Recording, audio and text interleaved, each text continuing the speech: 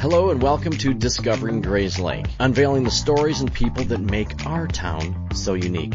I'm your host, David Wool, and I'm thrilled to bring you this new podcast that explores fascinating stories and experiences of local business owners and community leaders, right here where we call home.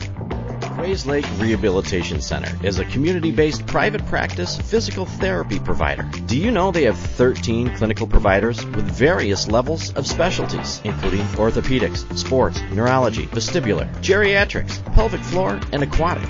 What? Did I just say they have a pool? Well, they do, and it's the largest indoor warm water pool in Lake County, featuring 2 underwater treadmills and swim currents. And recently added clinical treatment specialties, in layman's terms, shockwave.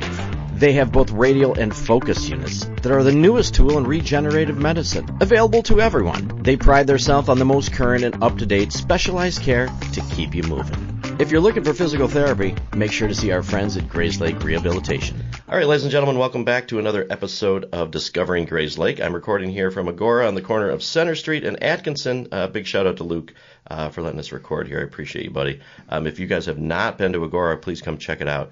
It's a place if you need to get your office out of the house for a day, for a week, or even a lifetime home. Agora is a great place to go. And it's beautiful over here, too. So today I'm sitting with Brian Davies, pastor at Lord of Glory. How are you, Brian? Good morning. Thanks for having me. This is where the magic happens. This is where the magic happens. I always wondered. This is where the magic happens. I'm seeing it. I've met all your producers, all the backstage people. The green room was excellent. Yeah, did they get you what you needed? Amazing. I gave you that long list of my demands. Yeah. I'm thankful that they were all met. Oh, they did do the final one. Exactly, yeah. I didn't know that they were going to be able to do that for you, so that's good. The 10 a.m. brandy was great. Right. I missed out on that somehow. Well, folks that are listening, if you guys don't know Brian, I got associated with you back because Brian's one of those guys that you meet on the street and you have, and I say this in a kind way, that you have this aura about you, like this kindness, you're an extreme people person. I think. Thanks for the affirmation. Yes. I do love people. Yeah. And with running Lord of Glory, I was introduced to you through there, and actually my son was actually baptized there by you as well. And what a cool congregation. Thank you.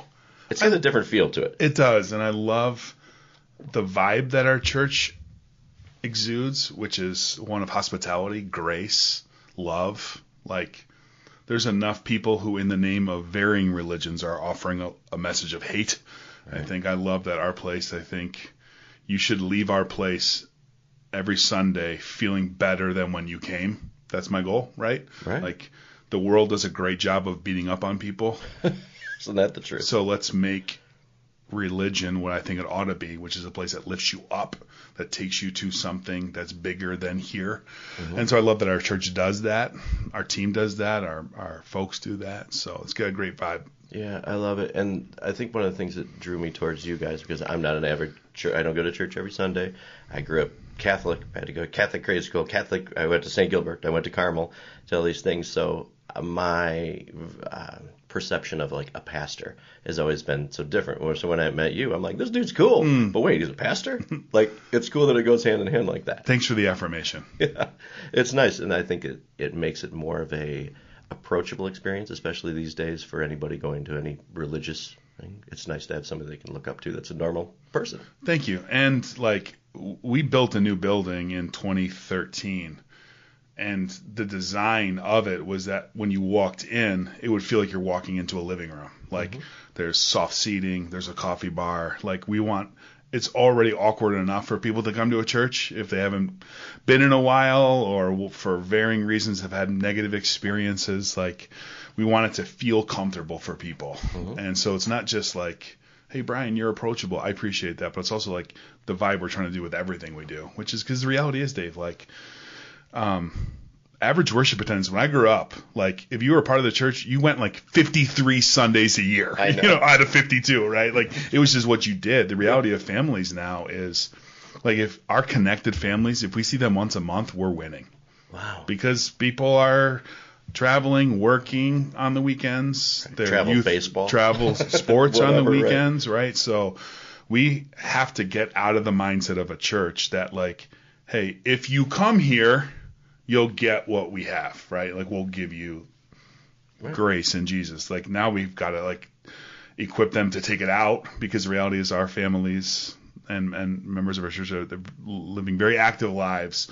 So the vision is that we can resource them to live out their faith, not just when they come to church on Sunday, but on every day of their lives. It impacts their work, their home life, and everything. Right. No, that's cool. So that's one of the things that I think that that make your place very unique, the Lord of Glory very unique, especially from building it and with the design of having people come in and feel comfortable. Yep. What are some of the other things that you think that make it really unique? I think that I especially appreciate that we're open to people of any and all spiritual backgrounds, because even though it says Lutheran on our sign, it doesn't mean that this is a place where Lutherans go. In fact, like if I were to on a Sunday morning say, okay, how many of you guys have a Lutheran background?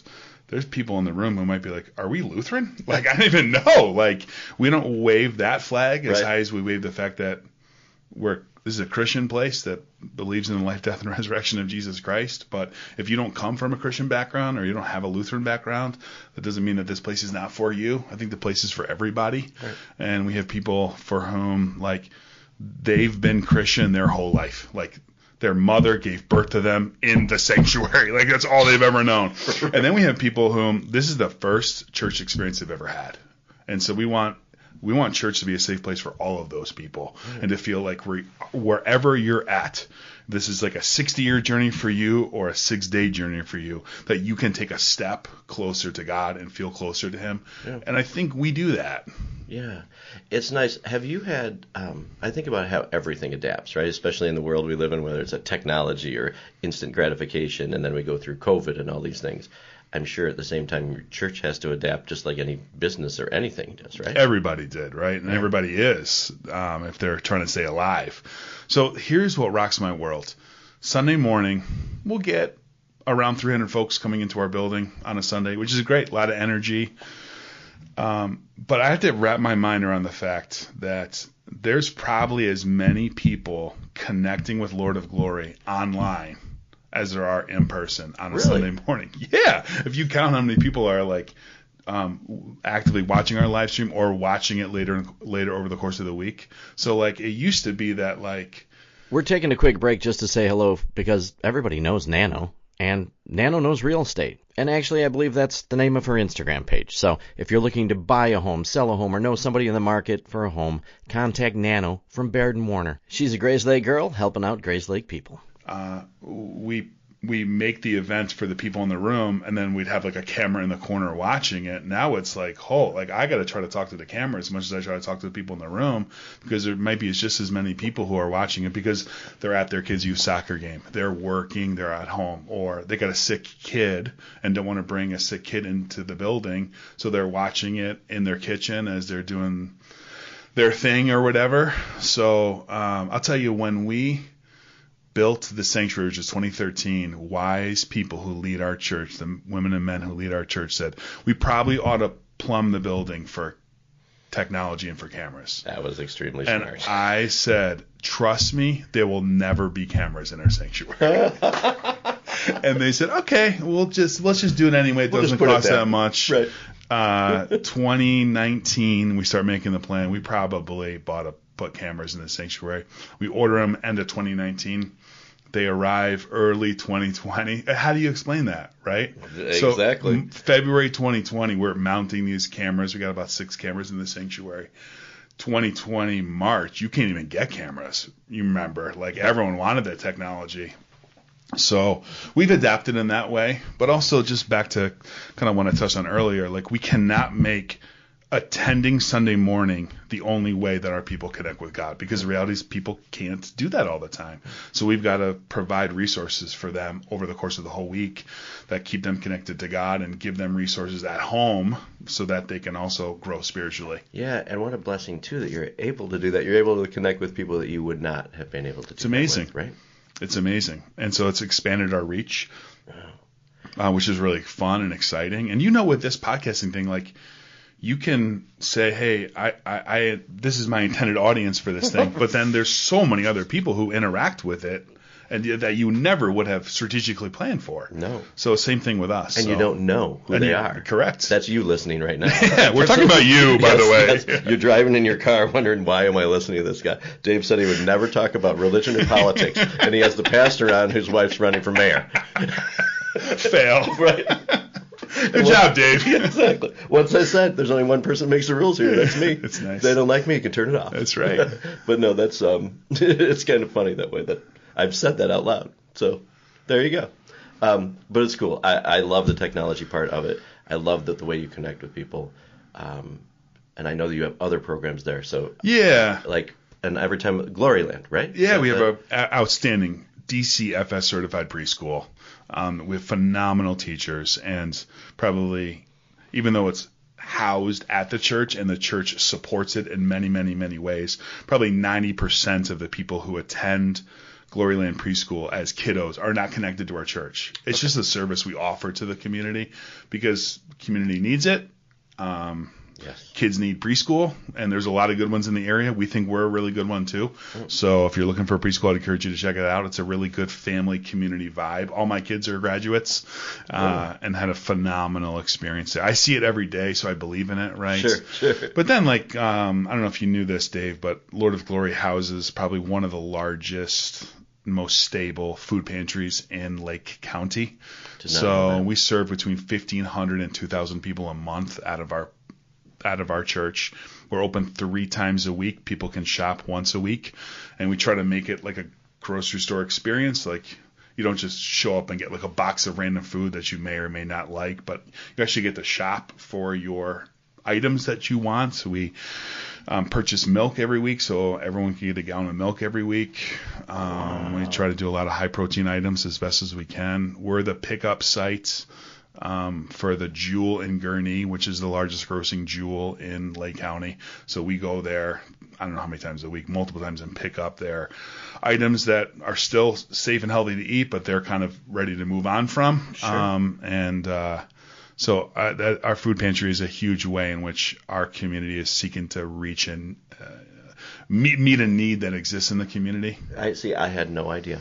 I just saw that you had responded to someone's post about somebody that needed to be fed. Yep. And I was like, you're like, we'll take care of them. Yep. So we got that food covered. Wow. Okay, so with food like that, so someone who's in need of food from a food pantry, how does one find out about that? Like, how do you reach out to the community to let them know? Yeah, great question. So we work with a Northern Illinois food bank. Mm-hmm. So we both acquire food from them, but then also they build the bridges with the Jewels and the Myers and Walmarts of the world so that we can go pick up. What used to happen before gas prices got really high was the Jewel, Walmarts, Myers of the world used to rally all their stuff, get it picked up, get sent to the warehouse in Rockford, then distributed to all of us sites.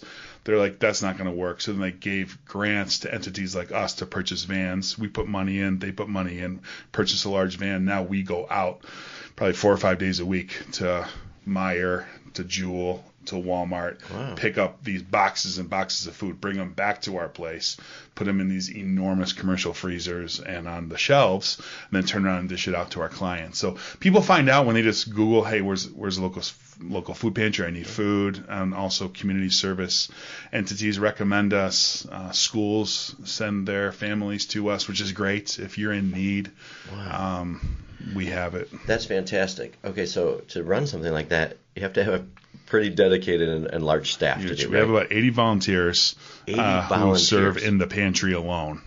And we have people in the community who just want to serve in the pantry, which is great. So if you are looking to serve in a food pantry, we will take you at Lord of Glory. You don't have to be a member of Lord of Glory to serve in our food pantry, it's a great way to serve. And it's just really neat. We interact now with a lot of Ukrainian refugees. So Google Translate is amazing because we can on the spot connect with what they need and find out what they need. Hey neighbors, this is Bill Mock with the Grayslake Chamber of Commerce. And if you're looking for a network of hard-working, customer-focused, and generally friendly local businesses who are dedicated to helping each other succeed, then I'd like to invite you to check out and consider joining our Grayslake Chamber. We offer our members so many ways to advance their businesses through social networking events, special event sponsorships, informative lunch and learns, and the ever-popular after-hours mixers. Come see why we say we're the new wave of business here in Lake County. But we have a not full-time but almost full-time person whose job we compensate them, our church does, to operate this food pantry. Sure. Because it is a huge undertaking. Yeah. To be that forward, community-facing, open 3 times a week, administrating all that, lining up all the volunteers, the food pickups. Unbelievable. Yeah. So that, I mean, as a community, a Lord of Glory community, that has to be something you're extremely proud of, that you're able to serve in that way as well. Yeah, honored would probably be the better word. Like, the greatest joy, I think, is to serve, right? Like, rather, I think it's a beautiful thing. So we get to be a part of doing that. It gets us interacting with the public. It gets us taking the gifts that we've been given and giving them to somebody else. It's a lot better to give it away than it is to keep it or hoard it. Right. So, yeah, it's seeing that go from what it was to what it is it's amazing. Okay, so what year did you start at Lord of Glory? I started at Lord of Glory in 2009. 2009. Yep. All right, so we're gonna pause what we're talking about there, and I want to go back a little bit. Like, how does Brian Davies end up in Grayslake? I don't know where were you raised? Yeah. And then how do you get here and walk into Lord of Glory? Yeah, great. I grew up in. Do you know where I grew up? No. I grew up in upstate New York. I did not know. Yeah, that. Outside of Albany, which is the capital city. I've spent time in Albany. You have? Yes, I have. In a snowstorm. That's not surprising. I love upstate New York. It's an exceptional part of the country. I came out to college to play football at Concordia University, Chicago, here in River Forest. Nice. And then, the Lutheran Church hub is a little more Midwest than it is Northeast, so that this is just kind of where opportunities were. So I graduated with a 4-year degree from Concordia. I went to seminary for 4 years. Okay. So then I got assigned to serve a church in Michigan, that was fun. But that was like a 4,000 member mega church. Be 1,000 people on the weekends, 4 pastors. Like, I'd be in the office with the other guys. Like, hey, do you guys know who these people are? Like, how do you build a relationship or feel like you have a handle on it, right? Sure. So that's when I started to realize I think I'm probably more wired for small to medium size church life. I like knowing my seniors and visiting them every week. I like knowing my Gloryland kids and seeing them every week and not feeling like I only can focus on one group. So the privilege to me really is being in a smaller, medium-sized church. You really get to really do what I went into it for, which is the relationship piece. Absolutely. So at that point, I'm like, hey, I'm open to receiving another assignment, right? And that's when I started having conversations with other entities, including when Lord of Glory was looking for a pastor. Yeah. They interviewed, and it felt like a really good fit because the DNA of Lord of Glory has always been we exist to serve the community. Like, we do not exist to be a country club to gather the Lutherans who happen to live in Lake County. Right. We exist to be an entity that if we went away, Lake County and Grayslake would miss us. That is the hope, right? And to be that when people drive by that place, they say that is a place that is seeking to do good for our community. Yes. That was always their vision and DNA, and it was being realized before me. Wow. I just helped throw gas on the fire, right? And seeing great things happen. Wow, so 2009. 2009. Well, if you love New York so much, how could you come to Concordia? How come you don't go back there? You stay here. This is where I'm supposed to be. Right. I love it there. My mom is there. My sister's there. Friends are there. But this is where I'm supposed to be for now. Nice. So along the way there, working up 2009, how do you meet your lovely wife, Elizabeth? We had our first college class together. Did you really? Yeah. At Concordia? Yeah. Wow. And then, I saw her across campus, and I thought, I have no business ever talking to someone that beautiful. I'm like, I will never. I'm like, people can try. I'm not even going to try, We had a class together, just started as friends, and, I love her dearly. So, the fact that we get to do life together is a true joy. That is awesome. That's very cool. So from the beginning of college all the way to now. So then started dating into our freshman year, and then spent our college years together. Got married after. She went with seminary, went with me to live in St. Louis When I went to seminary, she taught in a public school in St. Louis, and then has been with me along the way. Okay, so then when you get the gig Yeah. at Lord of Glory, Yeah. then you guys decide to move to Grayslake. Correct. And this is her family is from Norridge, Park Ridge area, so like coming back to Chicagoland was a real blessing for her. Sister lives in Grayslake. Nice. Parents live in Saddlebrook now. Like, Grayslake is a great place, as you well know, Dave, to establish roots and raise kids. Yeah, it's really great, and you know what? It's fun to see that the people that are around here, like you 2009, like it doesn't seem that like long ago until you think about how long ago. Yeah, it I actually know. was. I know. It's crazy to We're think about. laughing that so what's 20 whatever years, but that's great. Okay, so when you get into the big changes that have been made, did you have any of your things that your visions when you came to Lord of Glory that you said, okay, obviously, was there a food pantry running there? Are there any other big programs that you started that you're really proud of? The food pantry was existing, and I think you've probably experienced this before, like in different realms. Like, a lot of people can do great work without a leader. Like, they don't need.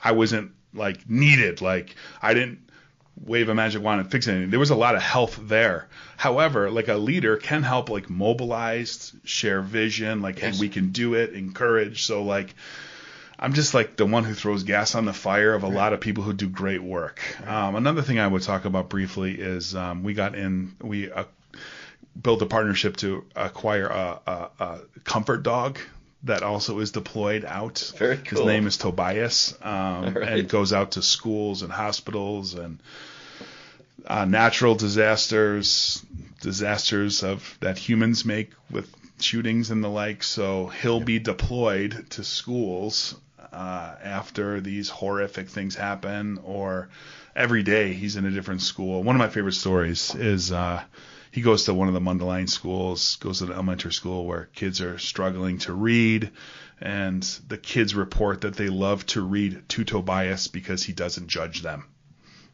Huh. He's just the comfort dog, right? And so the kids learn to practice to read, and if they have to read in front of a teacher, they get really nervous. Sure. But if the teacher assigns them, hey, I just want you to read this chapter out loud to Tobias, Brilliant. they love it, right? It's brilliant. And so that's a service our church offers the greater community and greater country that is just, and there's incredible stories of what that four-legged creature and volunteers It's have so done. cool. Yeah. It's so cool. All the different things, out of everything you could be talking about right now, talking about the comfort dog, this is a very special thing. It's amazing. Right. And like the person whose vision it wasn't my idea.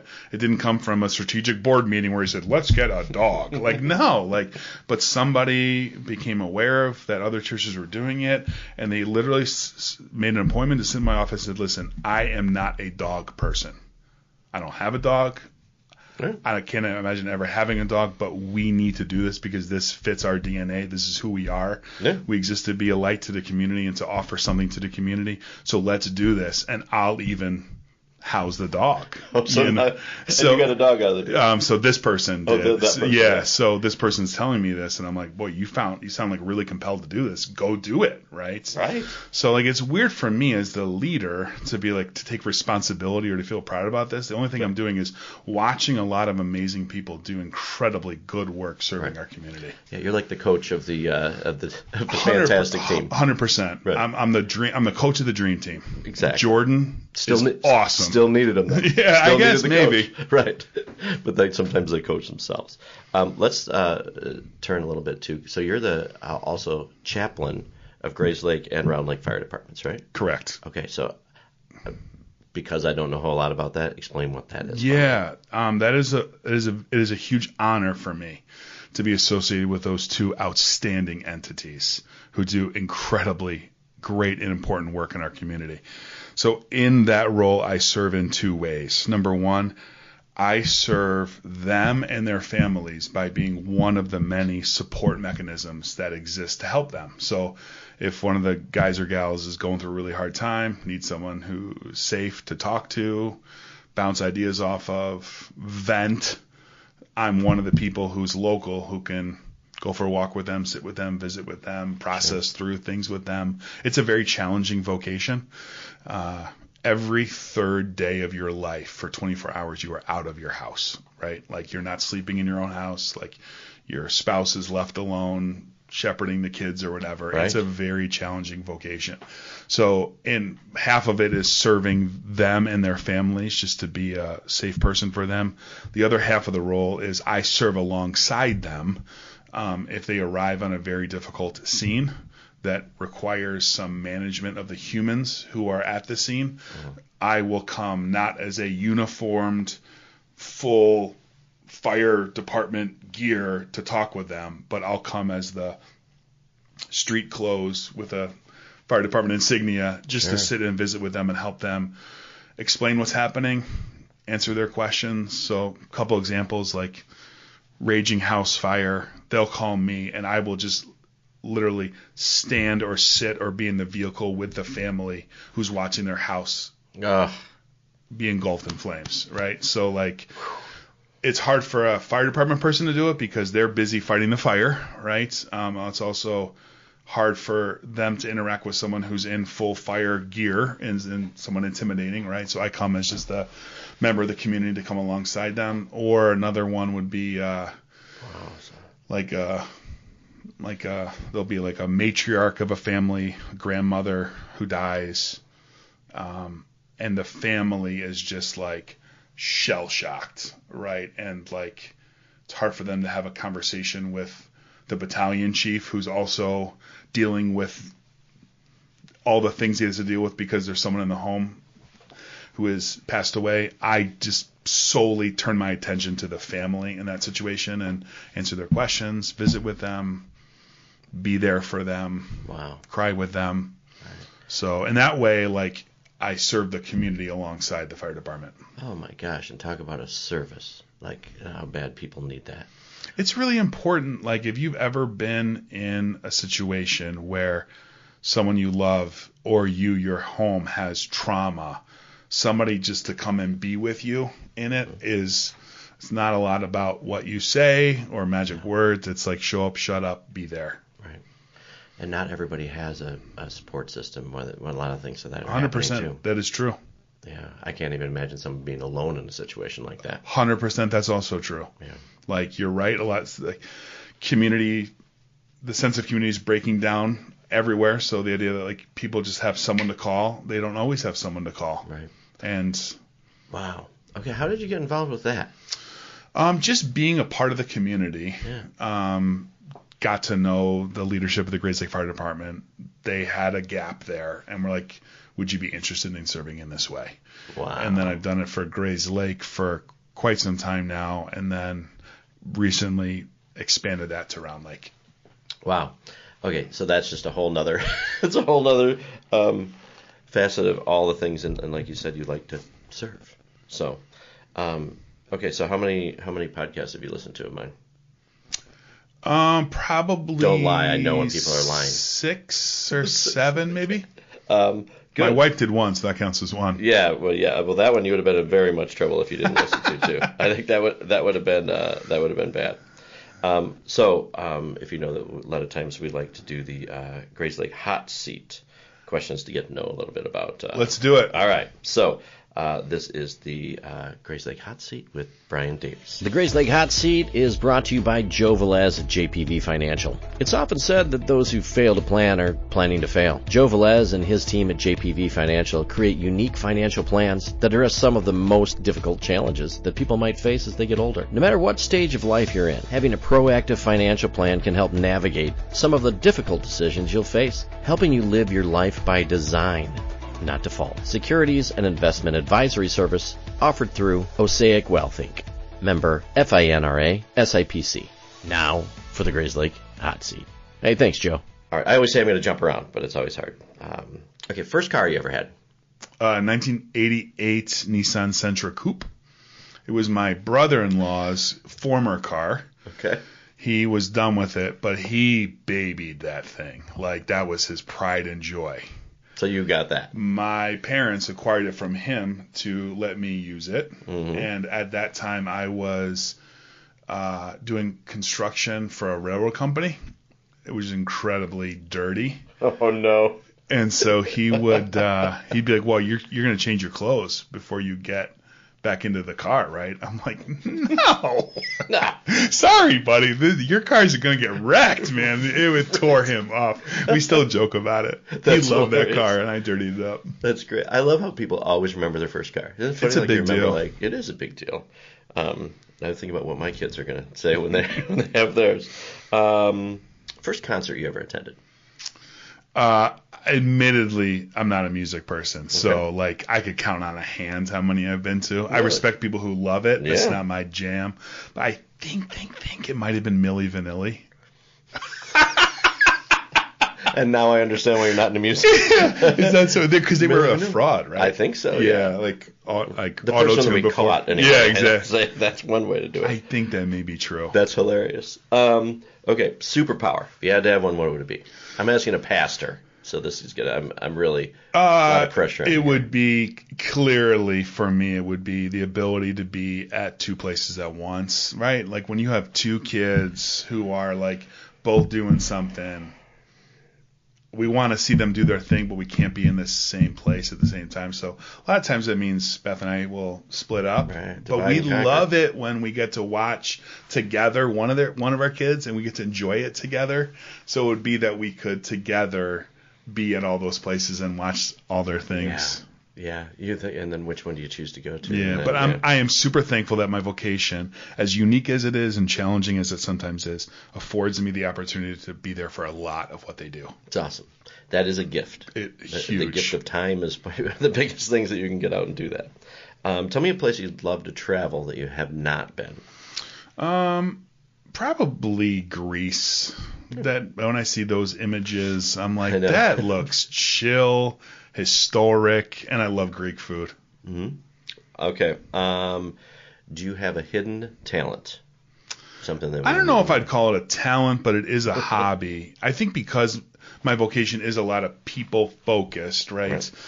Chill for me means like small task accomplishing it, and that would be I love making soup. I love making food. I love like especially now as we get into colder weather, like something that's so because dealing with people is so erratic. Yeah. Making soup is like follow the recipe. You get the food. You make the food. And I love watching my kids eat healthy food that I made. It makes me feel like I did something for them. Right. So I don't know if I'd call it hidden talent, but it is a joy. Yeah. And I think I figured it out, some tips along the way of how to do it well enough. And sounds relaxing too. Yes, very. Yes. That's your therapy. Making soup. I talk to myself. That's okay. At least you can admit it. That's a good thing. Okay, if you had to have a theme party at your house, what would it be? I would do and the only reason I do this is because Beth did this for me on my 30th birthday party. She threw me a surprise birthday party, and it was Vegas themed. Oh, that's cool. Brought in casino tables, and we had blackjack going, and that was really fun because it means there's yelling, and of course, it was a lot of fun. That's awesome. Really I've never had anybody say that one.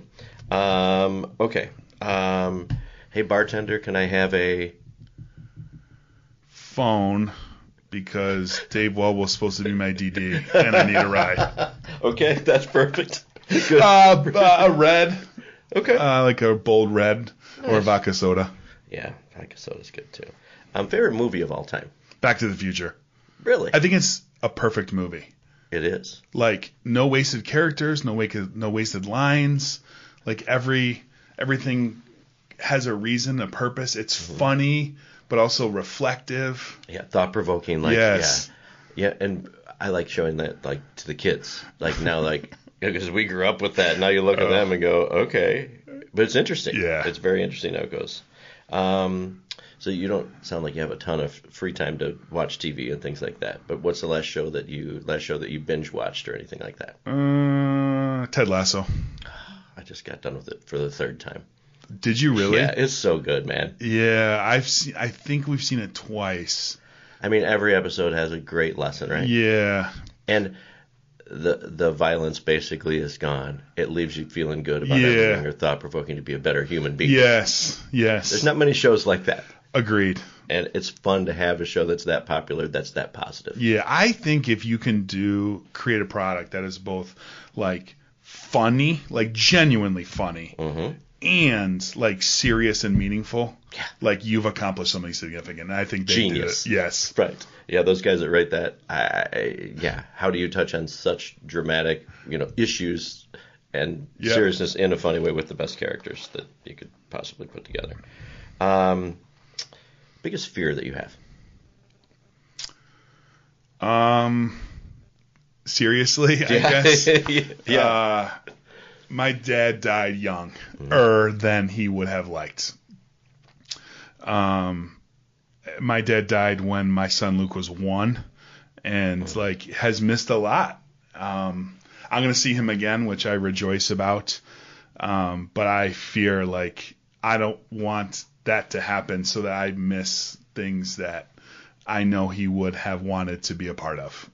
Absolutely. So if you're asking me genuinely, that's I know what he's missed, and I think about it all the time, especially with being a single father, what would happen or what would you miss out on? All of these, even times that are difficult with your kids, right? Yep. The challenges of things hey, I don't want to miss those times, but what would they do without us at the same time?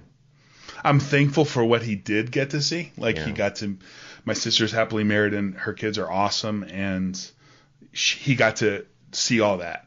He got to meet Beth, and we were married for many, many years. He got to meet all my kids, and he got to be at Lord of Glory. He got to see the life that we were starting to make here. So I recognize I'm not as robbed as many, right, who's man, I'm that dead, never met my spouse, right? I get it. Sure. But there is a crap, he would have loved this. Right. He was a big baseball guy. Oh. And my son loves baseball. My oldest daughter loves softball. My middle one loves volleyball. He would have loved to see them. Yeah. But it's all right. No, it is good. And the fact that you can know that and embrace it. And I'm sure there's times that he's there. Yes. This stuff, which has got to be super cool. Yep. I'm sure this is a big question. So have you ever won an award? And if there are multiple ones of that, what means the most to you? Award? I can't think of anything, Dave, that comes to mind. But I will say that last year, our staff team at church October is Pastor Appreciation Month. Okay. So they kind of rallied around me in a really cool way, sharing affirmations with me, and then communicated that to the fire department, and the fire department passed a resolution honoring my service to the fire department. That's really cool. Which and then the chief and the staff kind of came to my church during the week and read it as a proclamation. So wow. That was very meaningful to me, just because it was rooted in good that they had felt that I had offered their organization. That's awesome. What an honor. Thank you. God. You should, and if you guys could see the look on his face when he's telling the story, it's really cool. Thanks, Dave. Of how happy you are to get something like that. It's really cool. Yeah. Tell me something that you wish you learned sooner in life. Well, that's a really good around the fire question. Yeah, right. Right? I'm sure there's multiple things I could answer for that. I am learning more and more that sometimes things don't go the way you want them to go, and it turns out to be way better because they didn't, right? So as I look back on I didn't want that, but then I believe God used that to get to where you were supposed to be. Right. So that then gives me confidence as myself now, when things don't go the way I want them to go or I think they should go, I'm okay, how is this going to work out then? Sure. Because I believe it is going to work out, but I don't know how, and it's not how I would have written the script. And that's interesting you say that, because I think that could bring some a good lesson for people who are listening, that maybe an optimistic way to look at when things turn bad. Maybe this is bringing us somewhere to give you more. Can you identify with that, Dave? Oh my gosh, there's all kinds of ways. Right?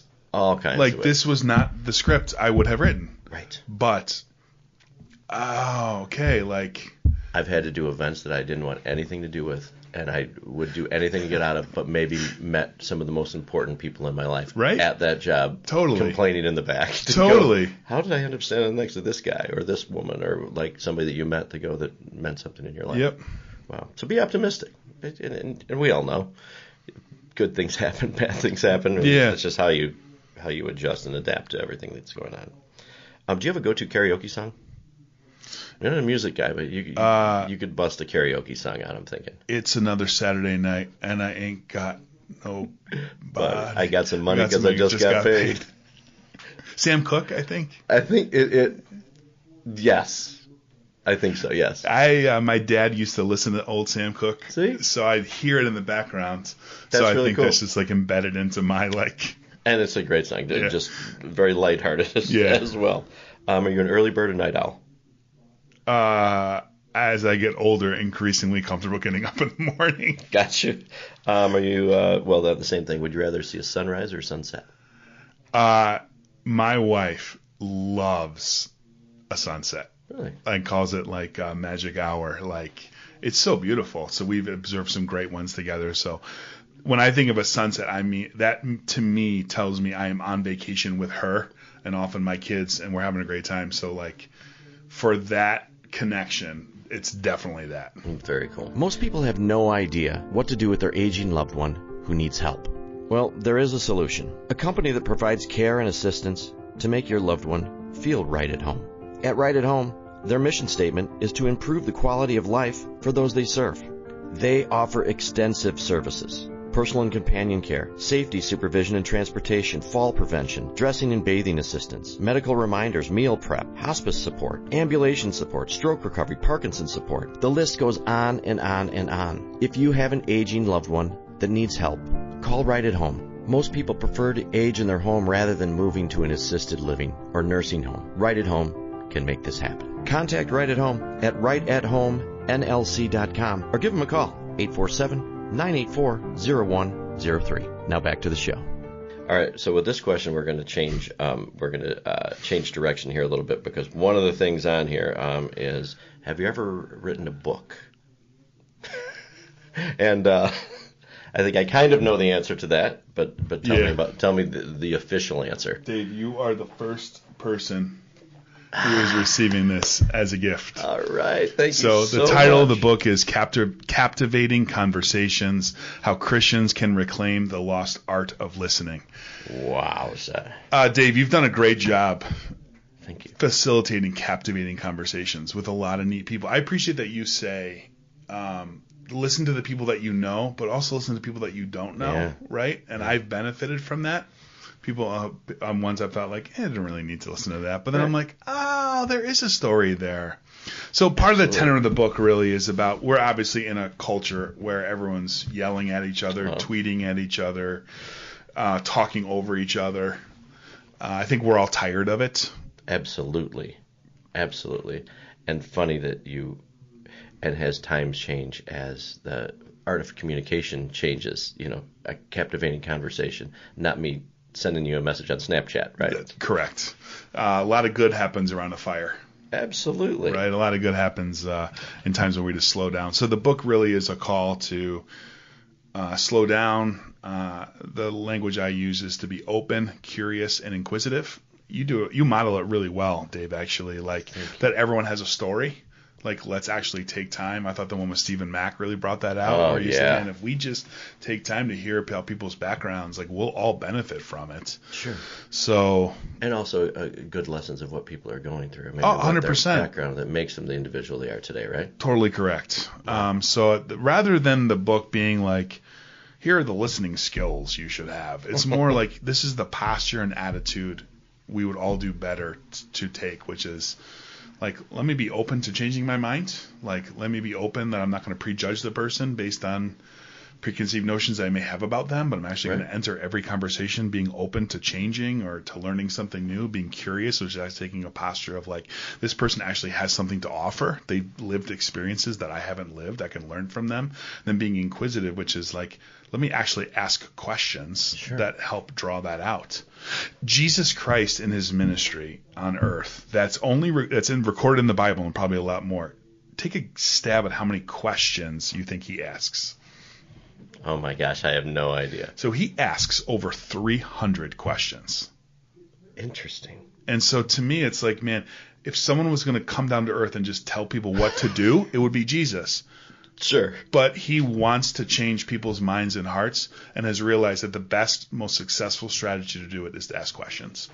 Because when you tell someone what to do, it backs them into a corner. They become defensive.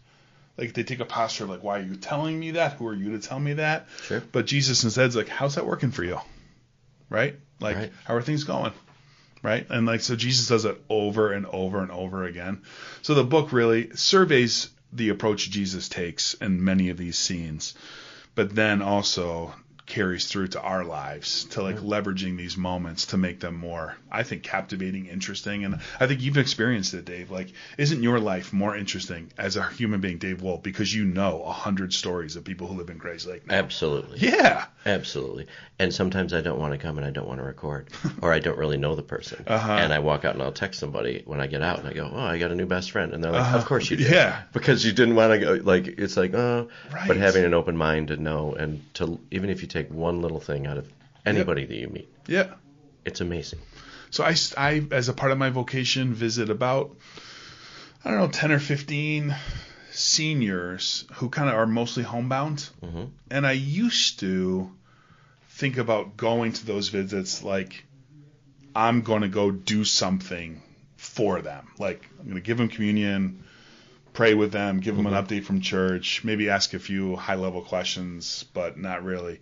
Then I started to think, okay, here is a 93-year-old human being who has lived through a lot more than I have and probably has some stories to share. So I started asking this question. Hey, you maybe have observed that culture is a lot divided right now. Is this the worst you've ever seen it? Oh, right? Wow. Ask a 93-year-old person that question. And I've heard a lot of, no, like you should have lived through this, or you should have lived through this time in my life, or I lived in Europe in this time, and I'm going to tell you it was a lot worse. Like, so like hearing their stories, like now all of a sudden a visit that used to be like perfunctory, like I got to do it because it's my job, now became like really interesting. Get to interview a bunch of 90-year-olds and ask them about life. It's kind of actually interesting. And how much do you learn from that? Yeah. They always say you want to learn things, don't talk to the elderly. Yeah. Talk to people who have already been through things. Okay, so when you sit down, like I love looking, like holding this book in my hand, looking at your picture on the back, like this is a lot of work to do.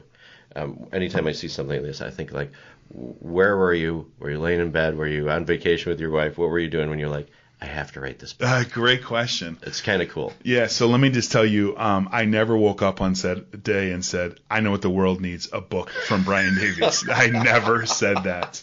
But it started with a lot of conversations with my wife in the car, on long trips, processing through things out loud that maybe I don't get a chance to communicate on a Sunday morning, right? Like, because I get the privilege every Sunday to say something, but I can't say anything it's got to be around a certain thing.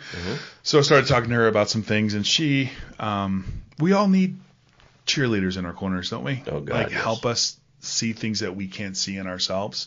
She is the person for me who's told me, like, you have to write this. Like, you are learning about this, you're living it. And so it was actually about a different topic. Long story short, got an agent, found a publisher. Then that turned into my first book. This is my second book. Right. I think the second one's a lot better than the first one. Really? First one was good, but I like that one that's in your hand a lot better. And just to revisit that, the first one, that came right out of COVID. It did, yeah. It was communication as well, right? Building community in the midst of an isolated, divided culture. It was a lot more like theoretical, I think, like, hey, we ought to do this. This is a lot more like, how do you actually do it? Okay. So I'm proud to have written it down. Right. And I think it's, God willing, going to be a blessing to some people. Right. How challenging was this to do?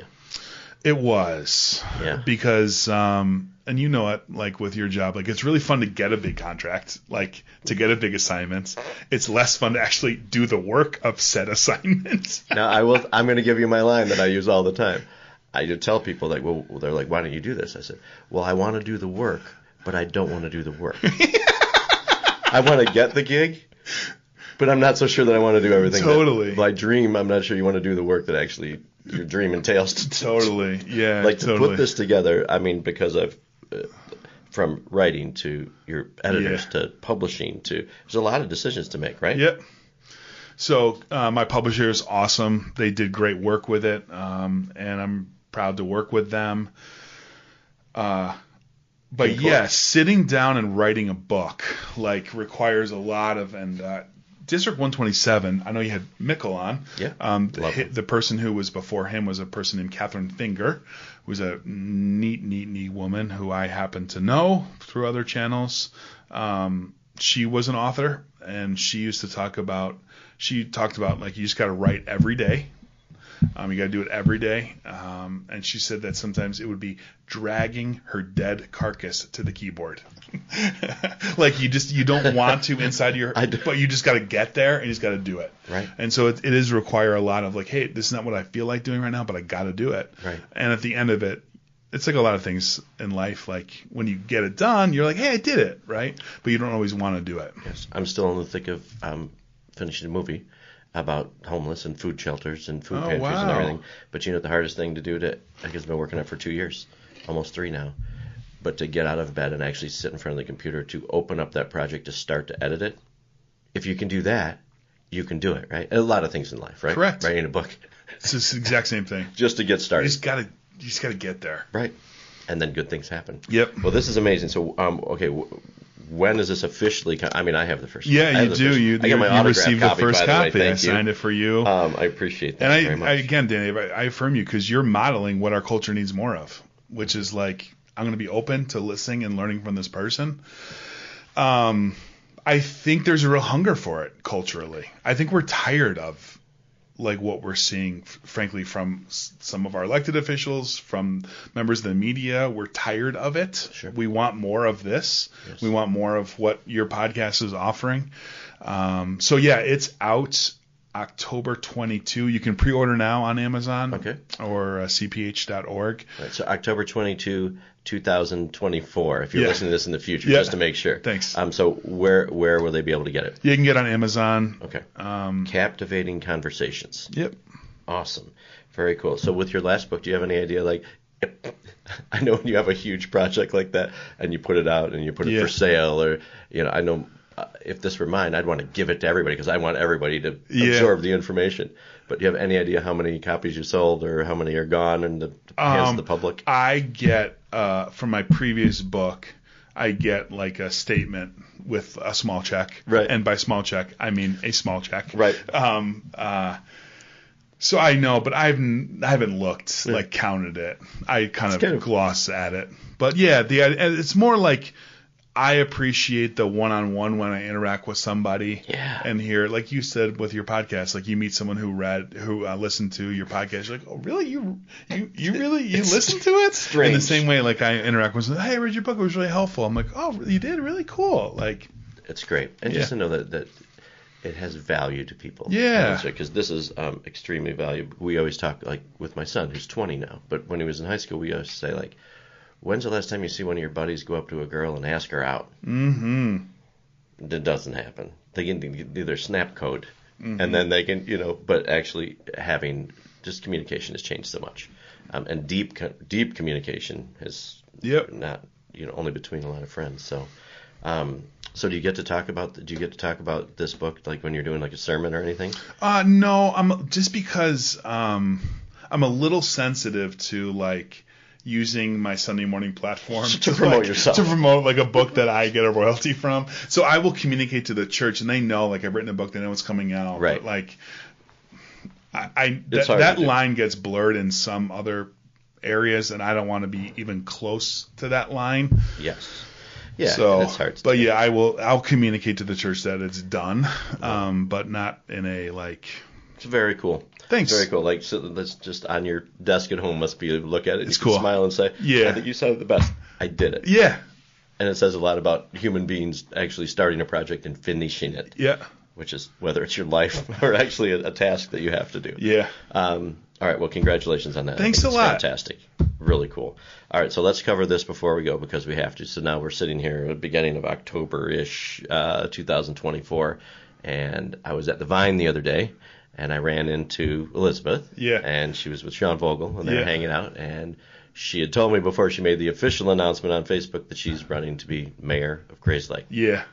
How do you feel about that? We all know how wonderful it is. I want to talk about how you feel about it. Oh, thanks. How do I feel? I'm proud. I love our community, right? And I think I want to see our community continue to do the great things that it's done. So I will tell you, she is not politically ambitious in a way like, hey, I want to climb this ladder, right? Like, she is ambitious for Grayslake, like wants the best for our town. So because I'm a resident of this community, because my kids benefit from being in this community, because I benefit from this community, because my friends own businesses in this community, because my church is in this community, like, I want great things for our town, and I want the good work that has been done by the previous board and administrations to continue. I'm really happy that I believe if she serves in that way, that would continue. Yeah, and I think she's a very big part of a group of people that mean a lot to this town and actually have their hearts in the right place. I totally agree. I never would have gotten to know all these without doing the podcast and know all these other people that she gets to work with in our town. And it's a very unique group of people, and it does take a village in quotes to do it. But like you said, also we also need a good coach to help a great team. Yep. Right. And I think she uniquely believes in small business owners and knows that they are what make Grayslake really special, and the community organizations that make Grayslake really special. And like, she knows her role in that, which is like to support, enable, facilitate, like get out of the way so that they can do their thing well. Right. And I guess just like, cause I get a window into it, like as her spouse, like I see how hard she works, and the public probably sees the tip of the iceberg part of it, like, oh yeah, you're on Facebook a lot, like, right. And part of me is like, yeah, she is, like, but like she also like takes a lot of personal time to have like a 45-minute phone conversation with a resident about an issue and like really genuinely be curious about helping them. Like there's a lot of stuff that people see, but a lot of stuff that people don't see. And I affirm her for having like the community, like the vision for helping the residents. It's kind of part of her backgrounds. And it came up when you interviewed her, which is like there was a problem and local leaders were not in our town, but like we're not taking care of it. So she had the experience of what is it like to have elected leaders who don't care about an issue that's before you, right? So like she's like, I'm always going to make the time to listen, right? And like actually sort through what can be done to help them. Nice. It's wonderful. And so with her, and I wish her the best of luck too, because I know it's coming up whenever you're listening to this. Elections are like in April or something? Correct. Okay. I know a little bit. Yeah, you do. Just a little bit. But, yeah, you do. But I really admire your family, and that from you and Elizabeth, like the amount of service that just two individuals bring to a town is fantastic. So I commend you for both of that. I thank you on behalf of the community too, because you guys do a lot. Yeah, well, thank you. And I receive that. I really do. Thank you. That is the goal.